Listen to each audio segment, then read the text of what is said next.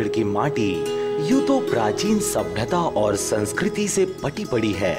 इस धरती पर बहुत लंबे अरसे तक अनेकों राजाओं का हुकूमत रहा है, जिन्होंने किसी न किसी माध्यम से अपनी विरासत को भव्य बनाने के लिए व इसे सदियों सदियों तक जीवंत रखने के लिए अनेकों निर्माण कार्य करवाए हैं।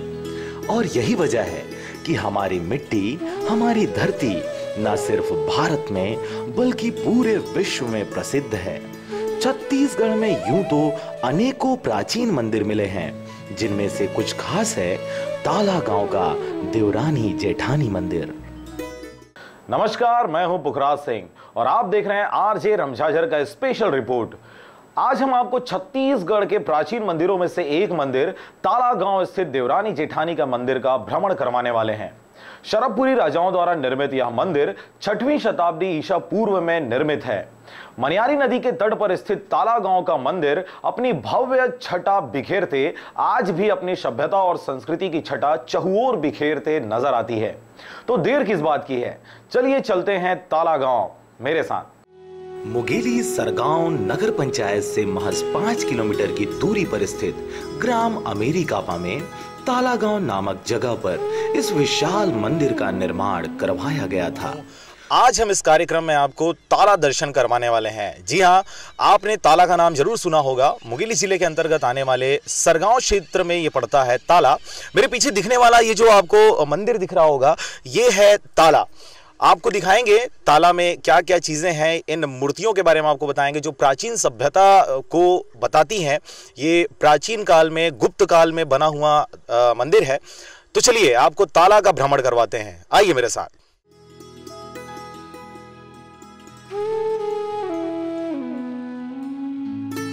शरभपुरी शासकों द्वारा बनवाया गया यह भव्य मंदिर 5वीं-6वीं ईसा पूर्व का माना जाता है। मनियारी नदी की गोद में बसा ताला गांव अपनी प्राचीन मंदिरों के नाम से विश्वव्यापी प्रसिद्धि पा चुका है। यहाँ पर स्थित भव्य देवरानी जेठानी का मंदिर गुप्तकालीन माना जाता है। गुप्तकालीन राजाओं की बात करें तो वे शिव के उपासक थे और यही वजह माना जाता है कि यहाँ ताला गांव में स्थित देवरानी जेठानी का मंदिर मूलतः शिव मंदिर है। मनियारी माँ की गोद में बसा यह भव्य मंदिर हमेशा से सैलानियों के आकर्षण का केंद्र बना रहता है, जिसकी वजह से यहाँ आए दिन भव्य आयोजन किए जाते हैं। दूर दराज से लोग देश विदेश से भी यहाँ प्राचीन धरोहर को देखने आया करते हैं। इस वक्त आप देख रहे हैं हम देवरानी जेठानी के मंदिर के प्रांगण में स्थित हैं। चारों ओर आपको हरियाली नजर आ रही होगी। यहाँ पे दूर दूर से सैलानी यहाँ के दर्शन के लिए, यहाँ की भव्य मूर्तियों को देखने के लिए दूर दूर से आते हैं। आज हमारे साथ उपस्थित हैं यहाँ पे दर्शन करने के लिए आए हुए सारे प्राध्यापकगण हैं और हम इनसे बात करते हैं कि इनका यहाँ पे आके कैसा लग रहा है, वो क्या कुछ सोच के यहाँ पे आए हुए थे, क्या उनको अनुभूति हो रही है। जी सर, आप बताएं, आपका नाम क्या है? मिस्टर बी कोमर्रा, गरियाबंद से हूँ और वहीं मेरा पोस्टिंग है as a lecturer English teacher. जी जी।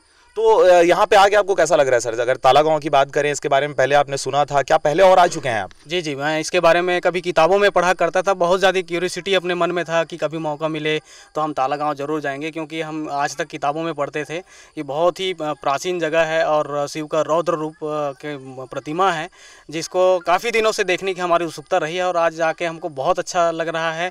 काफ़ी यूनिक जगह है और निश्चित रूप से हम चाहेंगे कि गवर्नमेंट भी इसका विशेष रूप से संरक्षण करे और इसे अपनी जो ऐतिहासिक महत्ता है उसको बनाए रखने में अपनी महत्वपूर्ण भूमिका निभाए। जी, तो कितने लोग आप लोग आए हुए हैं सर? सारे क्या सुकमा से हैं या अलग अलग जगह से आए हुए हैं? नहीं, हम लोग सभी डिफरेंट डिस्ट्रिक्ट से हैं। कोई सुकमा से है, कोई कोंडा गांव से है, कोई राजनांद गांव से है, कोई अंबिकापुर से भी है।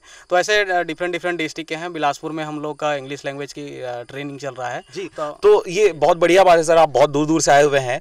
तो यहाँ पे आपने क्या कुछ देखा? एक तो आपने रुद्र शिव की प्रतिमा की बात करी। देवरानी जेठानी मंदिर अगर आप देखे हैं, अभी आपने घुमा हुआ है, क्या आपको यहाँ पे अलग लगता है बाकी मंदिरों का अपेक्षा? जी, ये काफ़ी ऐतिहासिक है, प्राचीन है और यहाँ की जो कलाकृति है कि यदि हम 1500 साल पहले की अगर हम बात करें तो निश्चित रूप से उस समय की टेक्नोलॉजी जो है कैसी रही होगी, ये सोच के ही बड़ा अद्भुत लगता है कि इतनी बेहतरीन नक्काशी की गई है जिसकी कल्पना करना ही मुश्किल लगता है। मुश्किल लगता है जी। हमारे साथ कुछ और लोग भी उपस्थित हैं, हम उनसे भी जानते हैं कि वो यहाँ पे क्या विशेष देखे हैं। सर आप बताइए, आपका नाम क्या है? सर मेरा नाम अकबर।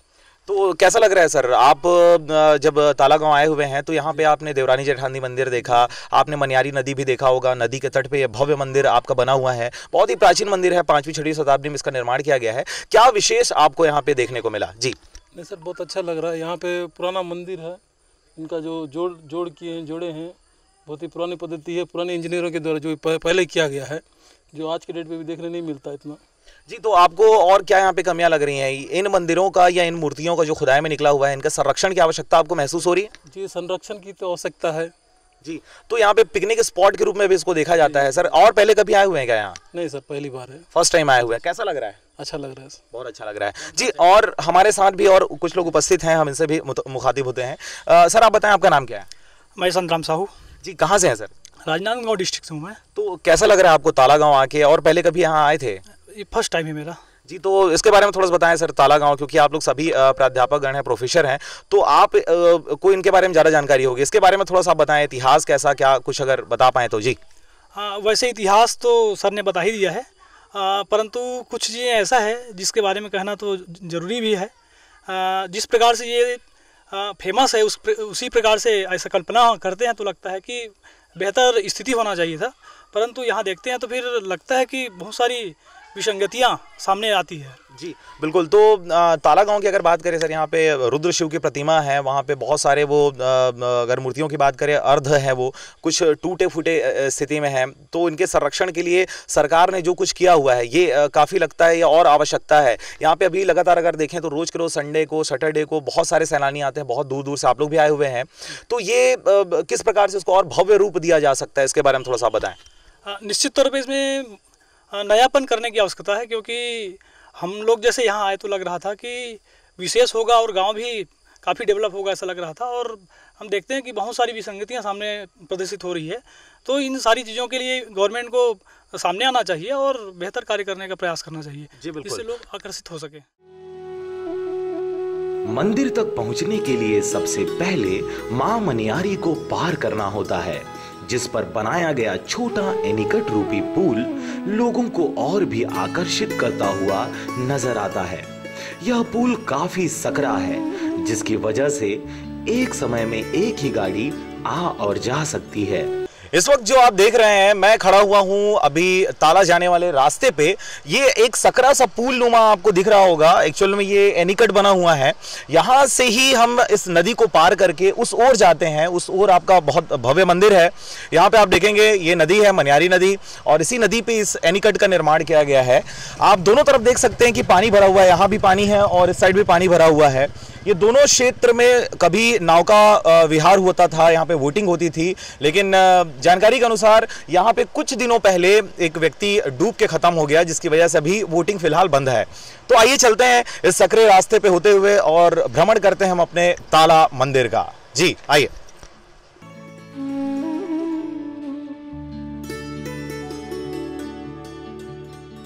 बरसात के मौसम में यूं तो यह एनीकट रूपी पुल डूब जाता है, पर फिर भी इस रास्ते पर लोग आना जाना करते हैं। यह बरसात के समय और भी ज्यादा आकर्षित करता है, इसीलिए लोग अपनी जान को जोखिम में डालकर भी भगवान रुद्र शिव की प्रतिमा को देखने के लिए अनेकों सैलानियों का हुजूम उमड़ पड़ता है। इस वक्त आप देख रहे हैं मैं उसी एनीकट पे बैठा हुआ हूँ। यहाँ पे मनियारी नदी का पानी मुश्किल से 1-1.5 फीट नीचे है, जिसको आप हाथ से उठा सकते हैं। अमूमन बरसात के दिनों में यह देखा जाता है कि इस एनीकट के ऊपर से यही मनियारी नदी का पानी ऊपर से बहता हुआ उस ओर जाता है, और इस रोड पे अमूमन पानी भरने के बाद भी सैलानी जो है वो थमने का नाम नहीं लेते, वो एंजॉय करते हुए सड़क को पार करते हैं। बेशक खतरा तो बहुत ज़्यादा होता है, लेकिन फिर भी उस खतरे में आनंद जो लोगों को मिलता है उसका अनुभव करने के लिए यहाँ पे अधिकतर लोग आते हैं। मेरे पीछे आपको वो भव्य मंदिर भी नजर आ रहा होगा, वहाँ पे जाके आपको मानसिक रूप से बहुत ही शांति प्राप्त होने वाली है। आइए चलते हैं उस मंदिर की ओर, आइए। मां मनियारी नदी को पार करने के बाद जब आप मंदिर में प्रवेश करेंगे तो यहाँ आपको भव्य मंदिर के प्रांगण में पत्थरों के ढेर के रूप में देवरानी जेठानी का मंदिर नजर आएगा। यूं तो यहाँ सैलानियों को देखते हुए बहुत सी तब्दीलियां करते हुए गार्डन रूप पिकनिक स्पॉट बना दिया गया है, पर फिर भी यहाँ हमेशा से मुख्य आकर्षण का केंद्र रुद्र शिव की प्रतिमा ही है। यहाँ की खुदाई से निकले तमाम चट्टानों में देवी देवताओं की प्रतिमाएं बहुत ही बारीकी से अंकित किया गया है। इन सभी चट्टानों में एक मूर्ति विशेष जान पड़ती है, जिसे विभिन्न जीव जंतुओं से मानव रूपी शक्ल दिया गया है। इसी मूर्ति में रुद्र शिव का बाखान भी मिलता है और यही कारण है कि इस मूर्ति को रुद्र शिव की प्रतिमा माना जाता है। पर यह बात अलग है कि इस मूर्ति का रुद्र शिव की मूर्ति का जिक्र किसी आदि वेद पुराण में नहीं मिलता। इस वक्त हम खड़े हैं देवरानी मंदिर के सामने में और हमारे यहाँ मेरे साथ उपस्थित हैं अभी यहाँ के केयर टेकर। हम जानते हैं उनसे इस मंदिर की विशेष खासियत क्या क्या है। सर, अपना नाम बताइए पहले। राजकुमार नेताम, केयर टेकर। कहाँ से हैं आप? मैं बिलासपुर से हूँ।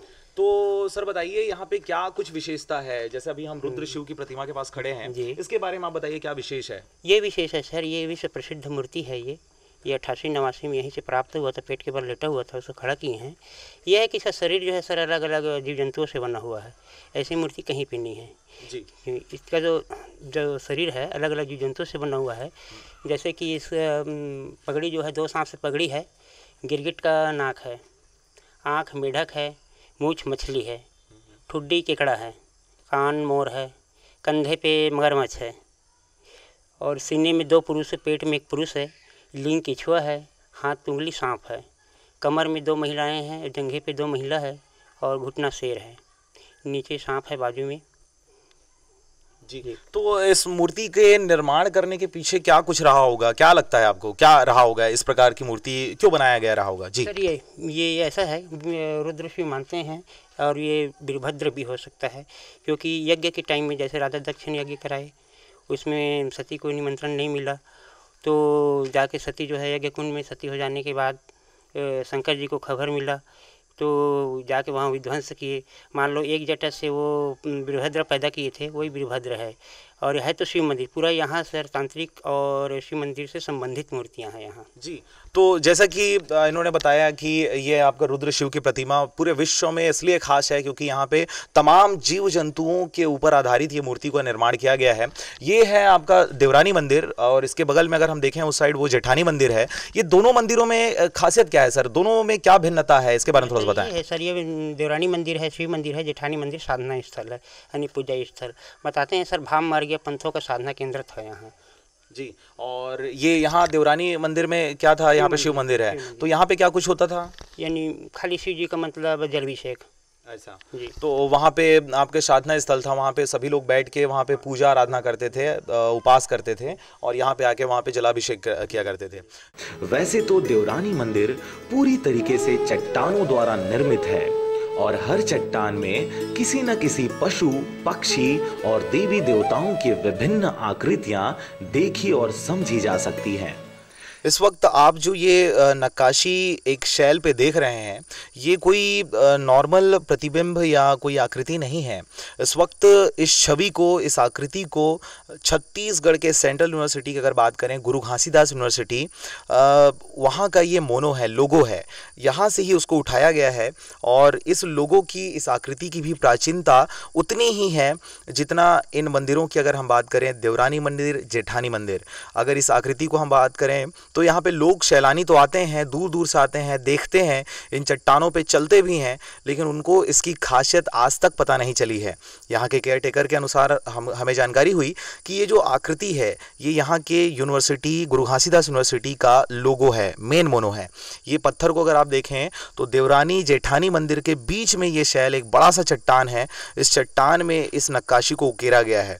अगर आप इसको गौर से देखेंगे तो आपको इसमें कमल की पंखुड़ियाँ नजर आएंगी और बीच में एक जलाशय और पोखरण आपको नजर आएगा, बीच में पोखरण है। इसके बारे में और थोड़ा सा डिटेल जानने के लिए हम यहाँ के केयर टेकर से बात करते हैं। सर, इस आकृति के बारे में थोड़ी डिटेल बताएं। सर ये बिलासपुर यूनिवर्सिटी का ये लोह है, ये जितना भी सर ये पंखुड़ी है, इसमें बीच का पोखर है ये। जी जी, तो क्या लगता है इसको किस लिए बनाया गया रहा होगा? क्या सिर्फ खूबसूरती मात्र के लिए था या कुछ और विशेषता है इसकी?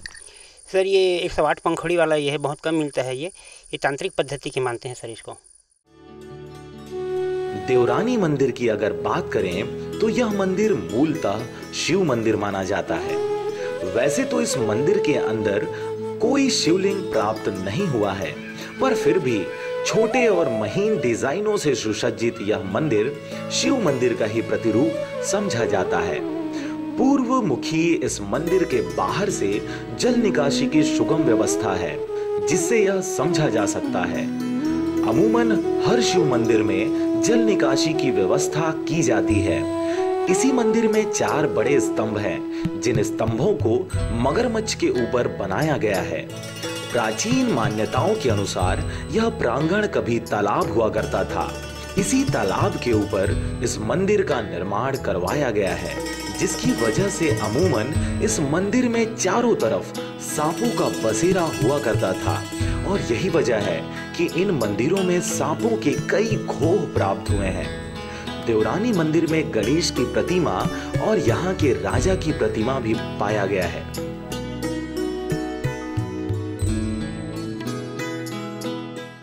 ये दोनों मूर्तियां हैं जय विजय द्वारपाल, ये द्वारपाल की मूर्तियां हैं, ये जय विजय। ऊपर देखेंगे बहुत सुंदर नक्काशी है, दरवाजे के पास फूलों का बेल बूटा बना हुआ है, अद्भुत एकदम। तो अभी ये मंदिर के सामने में ये अभी बैरियर लगा दिया गया, क्या अभी मंदिर तक नहीं जा सकते? नहीं सर, वो अनभिज्ञ लोग उसको नुकसान कर देते हैं, कलाकृति जो है उसको खरोच वरोच मार देते हैं, क्योंकि हल्का पत्थर है, पपड़ीदार ये पत्थर अपने आप खुद ही निकल रहे हैं, छूने से फिर और निकलता है। तो उसके बचाव के लिए सरकार ने कुछ विशेष कुछ नहीं किया क्या अब तक? करता है, उनका केमिकल ट्रीटमेंट उनका होता है, हर साल देख रेख होता है, पर आदमी छुए ना करके दूर से ही उसको गैप कर दिए हैं। बहुत अच्छा लगा। यहाँ प्राचीन मंदिर है जो देखने लायक है, पर टूट गई है। तो क्या लगता है लोगों को यहाँ पे आना चाहिए? और आना चाहिए, ये उसमें माघी पुन्नी में ना बहुत अच्छा मेला लगता है बोलते हैं यहाँ पे। तो आप ऑफ सीजन में आए हैं तो कैसा लग रहा है आपको? ठीक है। क्या क्या देखे यहाँ पे? मंदिर हैं जितने सब। जैसा कि आप देख रहे हैं हम देवरानी मंदिर में स्थित हैं और हमारे साथ यहाँ पे उपस्थित हैं बहुत दूर दूर से आए हुए हैं लोग और सैलानी अक्सर यहाँ पे आया करते हैं। हम इनसे ही जानते हैं कि इनको यहाँ पे आके कैसा लग रहा है। अमूमन लोग यहाँ पे पिकनिक के रूप में पिकनिक मनाने के लिए आते हैं, लेकिन चूंकि ये सारे आपके अध्यापक गण हैं, प्रोफेसर हैं, तो इनसे जानते हैं कि इन्होंने क्या कुछ खास यहाँ पे देखा है। तो सर बताएं आपको कैसा लग रहा है यहाँ पे? पहले तो अपना नाम बता दीजिए। नहीं पकड़ना, हाँ पकड़ना। सर मेरा नाम तो सत्यनारायण शाह है, क्योंकि हम लोग अभी बिलासपुर ट्रेनिंग में आए हैं, वैसे प्रॉपर सुकमा डिस्ट्रिक्ट से हैं। फिर उसके बाद यहाँ तो पहली बार वैसे आए, देखने को कुछ अजीब सा रहा, मन में देखने का काफ़ी उम्मीद था। जिस हिसाब से हमको यहाँ देखे उस हिसाब से थोड़ा सा व्यवस्था में थोड़ा सा कमी नज़र आया, लेकिन हम चाहते हैं कि सरकार की तरफ से कुछ अच्छी व्यवस्था हो सके जिससे पर्यटक लोग को सुविधा मिल सके। जी, तो जब वहाँ से आप लोग आए तो किस में आए हैं सर आप लोग? हम लोग बिलासपुर से ऑटो में आए सर। ऑटो में आए, तो ऑटो क्या आपको यहाँ तक छोड़ा? जी बिल्कुल। तो आपको क्या कुछ लगा कि यहाँ पे सिटी बस होना चाहिए, आने जाने के लिए कुछ सुगम होना चाहिए? जी बिल्कुल होना चाहिए, क्योंकि यह देखने लायक जगह है और काफ़ी मन को मोह लेता है, तो ऐसी जगह पे बिल्कुल सिटी बस की सुविधा होनी चाहिए। जी जी। तो हमारे साथ और कुछ लोग उपस्थित हैं, एक हमारे पास वयोवृद्ध व्यक्ति भी हैं, इनसे पूछते हैं कि इनको यहाँ पे क्या कुछ लग रहा है। सर अपना नाम बताएं। मेरा नाम केजुगिरी गोस्वामी। तो गोस्वामी जी ये बताएं कि आप यहाँ मंदिर में पहली बार आए हैं या पहले और कभी आना हो चुका है? यहाँ तो मैं बचपन से आता हूँ। बचपन से आ रहे हैं। हाँ। तो सर इस मंदिर की खासियत के बारे में बताएं। बचपन की अगर हम बात करें तो आज से 50 साल पहले, 60 साल पहले कैसी स्थिति थी इस जगह की, और आज 60 साल बाद कैसा आपको लगता है यहाँ पे आके? जी पहले यहाँ तो एकदम कांटा बैर के झुंझाट बहुत बिहड़ रही, और बाद में फिर धीरे धीरे धीरे धीरे यहाँ के प्रगति बढ़त गई। श्रीमद् भागवत करवई आसपास के गांव वाले, तो फिर धीरे धीरे यहाँ के प्रगति बढ़त गई। जी जी। तो मैं आपसे जानना चाहूँगा सर, जब पहले आप आते थे आज से 50 साल पहले, तो यहाँ की स्थिति अगर हम बात करें, अभी ये ऊपर में टीन लग गया है, क्या पहले टीन था? पहले यहाँ पे आने में ज़्यादा अच्छा लगता था कि अब ज़्यादा अच्छा लगता है? इसके बारे में थोड़ा बताएं। अब ज़्यादा रौनक और अच्छा लग रहा है, और धीरे धीरे यदि एकर से और जैसे विकास के तरफ ध्यान दे तो बहुत अच्छा है। ताला गांव स्थित देवरानी मंदिर के बाजू से ही लगा हुआ जेठानी मंदिर भी है। यहाँ विशाल चट्टानों का संग्रह नजर आता है, जहाँ हर चट्टान में अनेकों प्रतिमाएं दृष्टित होती हैं। दक्षिण मुखी यह मंदिर रथ के आकार का बना हुआ है, जिसे हाथियों द्वारा खींचा जाता है। इस वक्त आप देख रहे हैं ये हाथी है और हम खड़े हैं जेठानी मंदिर में। हमारे साथ गोस्वामी जी बने हुए हैं। गोस्वामी जी, ये देवरानी और जेठानी मंदिर, देवरानी के बारे में तो आपने बता दिया, जेठानी मंदिर की खासियत आप बताएं। ये किस ओर इसका मुख है, एंट्रेंस द्वार है, और ये हाथी के बारे में आप विशेष रूप से बताएं, क्या कुछ है ये? उस समय राजा महाराजा के तो हाथी के जो आकार दिखा थे वो दरवाजा पे है, और एक दरवाज़ा, मुख्य दरवाज़ा दक्षिण दिशा में है और पश्चिम दिशा में भी दरवाज़ा है, और पूरब के तरफ यहाँ के जेठानी मंदिर में 3 दरवाजे हैं। मैं अपन समझ में आवत है मोर विचार से कि देवों के जो रानी सती उस समय यहाँ भस्म होए है अपन पिता के यज्ञ में, ओकर जो जानकारी कुछ संक्षेप में रामायण के अंदर भी मिलते, वही प्रमाणित यहाँ के मंदिर में कुछ मिलत है जानकारी। टूटे फूटे इन हाथियों को बखूबी देखा और समझा जा सकता है, पर रथ को देखने के लिए पूरे मंदिर को चारों ओर से निहार कर समझना पड़ता है। यह मंदिर हमेशा से साधना करने का स्थान समझा जाता है। इस मंदिर की खुदाई में चट्टानों के साथ साथ देवी के सती होने की कहानी भी गढ़ी जाती है, क्योंकि यहाँ पर विशाल मात्रा में अग्नि कुंड व राख भी प्राप्त हुआ था। वर्तमान में यह दृष्टि ओझल है। देवरानी मंदिर में ही प्राचीन काल के पुजारियों का शरण स्थान भी दृष्टि गोचर होता है। एक मूर्ति आपको नजर आ रहा होगा, देखिए ये आधा ही मूर्ति है, इसका सर या कहें ऊपर का जो हिस्सा है वो नहीं है। इस मूर्ति के बारे में जानते हैं, हमारे साथ उपस्थित है यहाँ के केयर टेकर जी। बताइए सर, ये अधूरा कैसा है और किसकी मूर्ति है ये? सर, ये नटराज शिव की मूर्ति है। ये खंडित अवस्था में तांडव नृत्य करने के टाइम का है ये है सर। ये देखिए, इसे जो पहनने का ये कपड़ा बना हुआ है, बैगंबर है, ये शेर का खाल है, ये शेर का चेहरा, ये देखिए कान है, आँख है, ये मुँह है, ये 2 पंजा है, और ये 2 पंजा है, ये पूँछ है। ये नटराज शिव की मूर्ति है ये जी। और ये बगल में जो ये लगा हुआ है स्तंभ टाइप का दिख रहा है, इसके बारे में थोड़ा सा बताएं, ये कहाँ पे है सर? ये स्तंभ है, ये खंभा है, ये बड़े बड़े मतलब ये पिलर है। इसमें तांत्रिकों का जैसे बड़े बड़े खोपड़ी वगैरह होता है सर, ये है तांत्रिक पद्धति की है। इसमें भी अगर आप देखें तो इसमें भी प्रतिमा बनी हुई है, बहुत ही बारीक इसमें कारीगरी आप देख सकते हैं। यहाँ पे भी आपको ये तो तांत्रिक या शेरवेर टाइप का ही कुछ चिन्ह लग रहा है। ये किस टाइप का है सर? ये अगर देखें तो ये पूरा गेप बना हुआ है, इसके बारे में थोड़ा बताएं, क्या कुछ खास है इसमें? पहले ये करते थे सर कि जैसे हम लकड़ी में खांचा बनाते हैं ना, उसी पत्थर में बनाते हैं। आज भी उसमें एक दूसरे पत्थर में ऐसे जोड़ा गया है, क्योंकि पत्थर खींचके मत। हो सकता है उस टाइम में इसमें भी कुछ फंसाया रहा हो, कुछ मूर्ति जी। तो ये एक्चुअल में ये मंदिर के कहाँ पे ये स्थापित था जो टूट के अभी इधर आ गया है? सर, ये पूरा लदी हुई थी मूर्ति, जितना भी पत्थर और मूर्तियाँ हैं सर, ये मिट्टी से मतलब 88-89 में से खुदाई किया तो अंदर बाहर किए हैं इसको जी। जिस प्रकार संसार का नियम है कि जिसका जन्म हुआ है उसकी मृत्यु भी सुनिश्चित है, वैसे ही जिसका निर्माण हुआ है उसका विनाश भी होना तय है। शरभपुरी राजाओं का यह भव्य मंदिर अपनी विशाल परंपरा, संस्कृति और धरोहर को सजोए हुए आज भी अपनी मौजूदगी दर्ज करा रही है। समय और परिस्थिति की मार ने शरभपुरी राजवंश को समाप्त कर दिया और इसके साथ ही यह भव्य मंदिर भी विनाश के काल में समा गया। सर, क्या वजह रही है? क्योंकि ये मंदिर अगर हम देखें बहुत ही प्राचीन मंदिर है, बहुत ही बड़े बड़े राजा रजवाड़ों के द्वारा इसका निर्माण करवाया गया, उसकी देखरेख भी की गई, बहुत लंबे अरसे तक देखरेख किया गया और बहुत ही भव्य मंदिर है। क्या वजह रही सर कि आज इतना भव्य मंदिर, इतना प्राचीन मंदिर आज ऐसी दुर्दशा का शिकार हो रहा है? जी, आपको क्या लगता है? सर, ये लगता है कि एक ज़माने में तो ठीक है भव्य था ये मंदिर, लेकिन इसका देख रेख करने वाला नहीं रह गया। तो ये प्राकृतिक आपदा कहें या फिर देख रेख के अभाव में कहें, ये दब चुका था। गिरने के बाद ये मिट्टी चढ़ गए, मिट्टी चढ़ने के बाद उसमें पेड़ उग गए, और ऐसे तो और ये स्थल इस नाम से सर कि ये नदी किनारे के नाम से बनाया हो या फिर एक तालाब से सर खेत के रूप में आजकल बदल चुका है वो अक्सर बना। अच्छा ये है दक्षिण कोसा सरबपुरी राजा जो थे इनका राजधानी शिरपुर है। अपने राजधानी के अंतर्गत कहीं पे भी उन लोग निर्माण करवा लेते थे। जी, तो जैसा कि हमें जानकारी हुई कि भाई यहाँ पे काफ़ी भव्य मंदिर है और इसकी प्राचीनता आज अगर हम बात करें बहुत ही प्राचीन मंदिर है, लेकिन आज ये अपने अंतिम क्षण पे ये पहुंच चुका है। बहुत ही जर्जर स्थिति है इसकी। सरकार के द्वारा काफ़ी प्रयास किया जा रहा है इन सभी मूर्तियों को, ये प्राचीन धरोहरों को संरक्षण देने का, लेकिन फिर भी वो नाकाफ़ी हैं।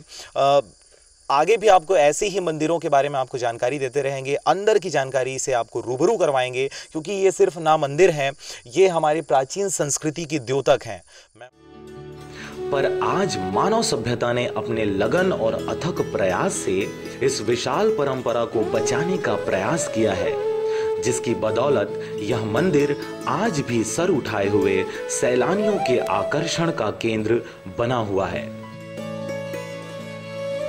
आरजे रमझाझर के लिए विनय बांधड़े के साथ राजकुमार यादव की रिपोर्ट।